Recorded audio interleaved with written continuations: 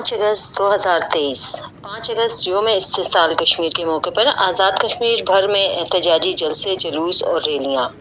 दारुल हुकूमत मुजफ्फराबाद में सबसे बड़ी rally high court parade ground से असेंबली सेक्रेटेरिएट तक निकाली गई।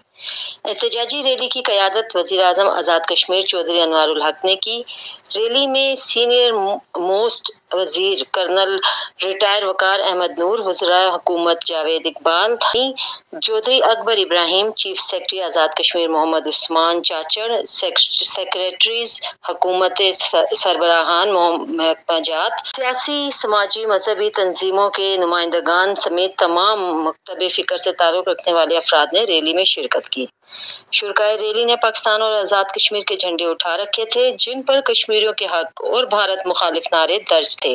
मुजाहिरीन ने मकबूजा कश्मीर की अवाम के हक में हिंदुस्तान के खिलाफ शदीद नारेबाजी की। रैली के इख्तिताम पर मीडिया से गुफ्तगू करते हुए वज़ीर आज़म आज़ाद कश्मीर ने कहा कि आज के दिन हिंदुस्तान ने ताकत के जोर पर आइन के आर्टिकल 370 और 35A को ख़त्म करके मकबूजा कश्मीर की खुसूसी हैसियत ख़त्म की।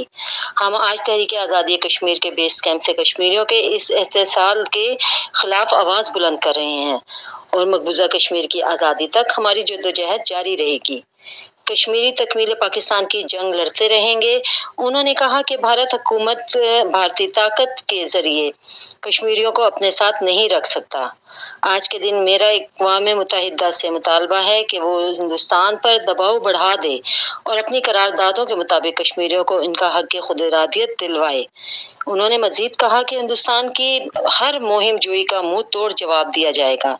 अगर हिंदुस्तान ने किसी किस्म की जारियत की तो इसका जवाब हिंदुस्तान की ज़मीन पर जा कर देंगे। रैली के अख्ताम पर शोहदा के दर्जात की बुलंदी और तहरीक आज़ादी कश्मीर की कामयाबी के लिए दुआ करवाई गई। मोहम्मद लतीफ़ आवान, अवाम न्यूज़, मुजफ्फराबाद, आज़ाद कश्मीर।